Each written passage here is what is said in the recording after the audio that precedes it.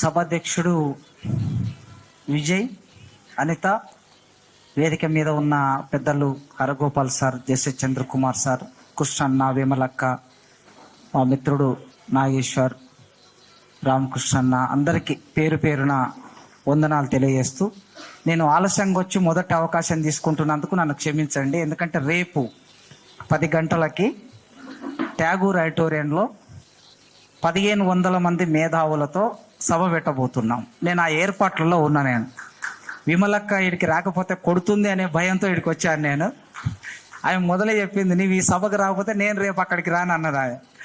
అందుకోసమే రెండోది నా బాధ్యత కూడా, ఎందుకంటే క్యాసెట్ ఇవన్నీ ఆవిష్కరిస్తున్న సందర్భం కనుక కంపల్సరీ వచ్చిపోదామని వచ్చాను. మిత్రులారా, వర్గీకరణ గురించి 30 ఏళ్ళుగా ఈ వేదిక మీద ఉన్న పెద్దలందరూ మాట్లాడుతున్నారు. మీలో చాలామంది దానికి సంఘీభావంగా ఉన్నారు.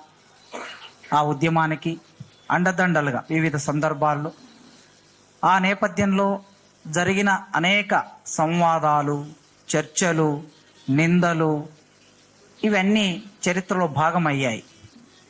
ఇది చివరి అంకానికి వచ్చింది అని మనం అందరం అనుకుంటున్నాం.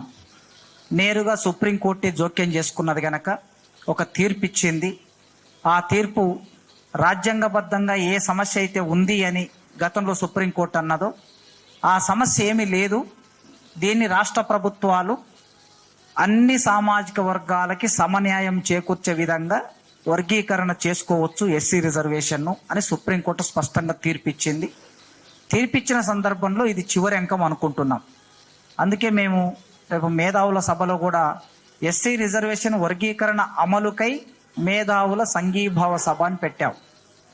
అమలుకై అని పెట్టాం, సాధనకయ్యో లేకపోతే ఇంకోటికైనా. కృష్ణన్ అదే అన్నాడు, నేను ఏదో వేరేది రాస్తే అమలుకై, మనం ఎందుకంటే తీర్పు సాధించుకున్నాం, ఇప్పుడు అమలు చేయాల్సి ఉంది అని అన్నారు ఆయన. కనుక ఈ సందర్భంలో సహజంగా భావోద్వేగాలు ఉంటాయి అన్ని సామాజిక వర్గాల్లో. ఈ భావోద్వేగాలు ఉన్నప్పుడు సహజంగా పౌర సమాజం జోక్యమే ఎక్కువ అవసరం. ఇట్లాంటి సందర్భాల్లో 30 ఏళ్ళు ఉద్యమం జరిగిన తర్వాత ఇప్పుడు పౌర సమాజం జోక్యం ఎందుకు అవసరం అంటున్నానంటే, ఒక సెన్సిటివిటీ అనేది సమాజంలో పోయింది. పాలకవర్గాల్లో పోయింది, సమాజంలో కూడా పోయింది. ఏమీ తెలియని, తమకు నచ్చని ఒక అభిప్రాయాన్ని యువతలు వాళ్ళు ఎవరైనా చెబితే నచ్చకపోతే చాలు ఆ మనిషి మీద పడి అన్ని రకాల హననం చేయటం అనే స్వభావం సమాజంలో పెరిగిపోయింది. ఈ 10 సంవత్సరాల కాలంలో మన పాలక వర్గాలు దీన్ని పెంచి పోషించాయి. పాలక వర్గాలు పెంచి పోషించిన భావజాలమే సహజంగా సమాజంలోకి పరివ్యాప్తి అవుతూ ఉంటుంది. అది ఈ వర్గం ఆ వర్గం, ఈ కులం ఆ కులం అనే తేడా ఏముండదు. అది ఏ కులములోకైనా ఆ భావజాలం ప్రవేశిస్తుంది. కనుక ఇవాళ న్యాయము అన్యాయం అనే చర్చ ముందుకొచ్చినప్పుడు న్యాయం గురించి మాట్లాడుతుంటే అది అవతలి వాళ్ళకి కొందరికి అన్యాయం అనిపించవచ్చు.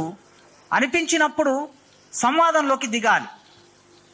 ఇదో ఈ పద్ధతిలో మేము అన్యాయం అనుకుంటున్నాము అనే చర్చలోకి రావాలి. చర్చలోకి రాకుండా వ్యక్తులని టార్గెట్ చేసే ఒక కార్యక్రమం మొదలు పెట్టారంటే తమ చర్చలో బలం లేదని అర్థం. తమ దగ్గర ఉన్న సరుకులో బలహీనంగా ఉన్నారని అర్థం. వాదన శాస్త్రీయంగా లేదని అర్థం. అందుకోసమే ఎంత దూరమైన చర్చ చేయవచ్చు, ఎన్ని రోజులైనా చర్చ చేయవచ్చు. దానికి మనం సిద్ధపడదాం. చివరికి ఈ రోజుల్లో 94లో ఉద్యమం మొదలైనప్పుడు మేము విద్యార్థులం, డిగ్రీ చదివే విద్యార్థులం. ఇవాళ 30 ఏళ్ళు గడిస్తే మేము 50 ఏళ్ళకి దగ్గరికి వచ్చాం. ఆయన 29 ఏళ్లలో ఉద్యమాన్ని మొదలుపెట్టాడు, 60 ఏళ్ళకు వచ్చాడు. ఆయనకు వయసు వచ్చింది. హరగోపాల్ గారు, బాలగోపాల్ గారు ఆ రోజుల్లో మాకు, నేను అప్పుడు రాడికల్ స్టూడెంట్ యూనియన్లో పనిచేస్తున్న రోజులు అవి. అసలు దీన్ని ఎట్లా అర్థం చేసుకోవాలని పెద్ద సమస్య ఉంది అప్పుడు మాకు.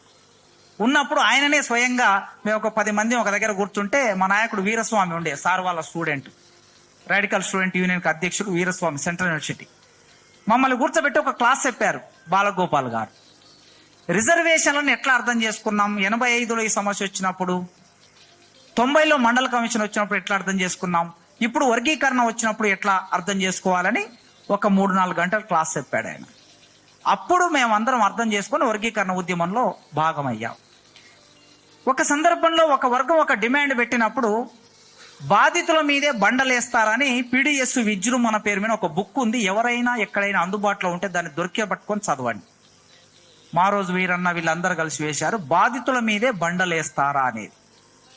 87లో 89లోనో ప్రింట్ అయ్యి వచ్చింది. అది 50, 60, 70 పేజీల బుక్ అది. ఇప్పుడు బాధితుల మీదే బండలేసి ఒక కార్యక్రమం మొదలైంది. అంటే చరిత్ర పునరావృతం అవుతూ ఉంటుంది అని అంటారు కదా, ప్రహసనంగా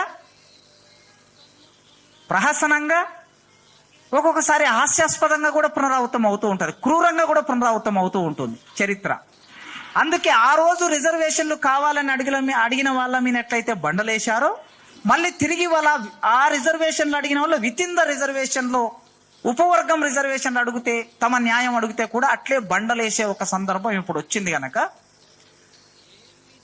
దళితులకి రిజర్వేషన్లు కావాలనడం ఎంత సామాజిక న్యాయమో, బీసీలు తమ జనాభాకి తగిన రిజర్వేషన్ కావాలనడం ఎంత సామాజిక న్యాయమో, ఎస్సీలలో ఆ ఉపకులాలు తమకు రిజర్వేషన్లు సామాజిక న్యాయం ప్రకారం తమకు దక్కాలనడం కూడా అంతే సహజం అవుతుంది. ఇక దానికి ఈ మధ్యలో కొందరు మేధావులు బయలుదేరారు. 341 ఆర్టికల్ ఇట్లన్నది, 41A ఇట్లన్నది, బి ఇట్లన్నది, 15 ఆర్టికల్ 15 ఇట్లన్నది, 16 ఇట్లన్నది అని పెడుతున్నారు. ఇదే కాకుండా నేను చెప్పొచ్చో లేదో, అక్క నాకు మొన్న ఒక మెసేజ్ ఫార్వర్డ్ చేసింది, ఒక వీడియో ఫార్వర్డ్ చేసింది. కింద రాసింది, అక్క అన్న ఈ పలానా ఆయన ఈ వీడియోని మెసేజ్ నాకు పెట్టి, మీరు ఈ ఉద్యమానికి సపోర్ట్ చేస్తే మీరు బీజేపీకి సపోర్ట్ చేసినట్లు అవుతుంది అని మెసేజ్ ఆయన పెట్టినట్లుగా నాకు వచ్చింది. అక్క నాకు ఫార్వర్డ్ చేసింది. నేను ఒక ప్రశ్న అడుగుతున్నా, మందకృష్ణ రాజకీయాలు మందకృష్ణన్నాయి, నా రాజకీయాలు నావి, అరగోపాల్ సార్ రాజకీయాలు అరగోపాల్. ఇక్కడున్న మీ అందరికి ఒక్కొక్క, ఇప్పుడు సత్యనారాయణ మాట్లాడు, ఆయన రాజకీయాలు ఆయనే, జస్టిస్ సార్ ఎవరు రాజకీయాలు వాళ్ళకు ఉన్నాయి. ఇక్కడ మందకృష్ణ రాజకీయాన్ని మాట్లాడడానికి రాలే, మనం సామాజిక న్యాయాన్ని మాట్లాడడం కోసం వచ్చినాం మనం అందరం.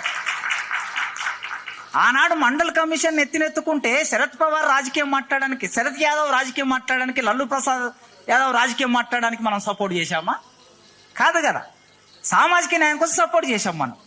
ఇవాళ కూడా మందకృష్ణ కాదు, ఇక్కడ మందకృష్ణ పుట్టిన కులము 1 కోటి మంది సమాజం ఉన్నారండి ఈ 2 తెలుగు రాష్ట్రాల్లో. 1 కోటి మంది ప్రజల సమస్య ఇది, ఆయన ఒక్కడి సమస్య కాదు ఇది.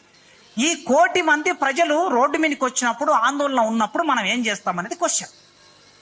మనం ఏం చేస్తాం? బుద్ధి తెలిసిన వాళ్ళుగా, పౌర సమాజంగా, ఆలోచన పరులుగా, ఉద్యమకారులుగా, ప్రజా సంఘాలుగా, విప్లవోద్యమాలుగా ఏం చేస్తామంటే ఒక లైన్ తీసుకుంటాం. ఈ లైన్ తీసుకున్నప్పుడు తప్పనిసరిగా దాడులు ఉంటాయి, ప్రచారాలు ఉంటాయి, వ్యక్తిత్వ హననం చేయటం ఉంటుంది, అన్నీ ఉంటాయి. అప్పుడు 80లో జరిగినప్పుడు కూడా మన రిజర్వేషన్లు న్యాయబద్ధము అని అన్నప్పుడు, మురళీధర్ రావు కమిషన్ వచ్చినప్పుడు బీసీలకి రిజర్వేషన్లు న్యాయబద్ధము అని అన్నప్పుడు దాడి జరిగింది. మళ్ళీ మండల కమిషన్ అప్పుడు దాడి జరిగింది, ఎవరు సపోర్ట్ చేస్తే వాళ్ళకి. కనుక ఇప్పుడు కూడా అదే జరుగుతుంది. న్యాయం ఉందా లేదా అనేది పాయింట్ ఇందులో. ఆ న్యాయం కోసం, మనం ఆ న్యాయాన్ని గెలిపించడం కోసం సాంకేతిక విషయాలను మాట్లాడి తప్పుదారి పట్టించడానికి ప్రయత్నం చేస్తున్నారు కొందరు.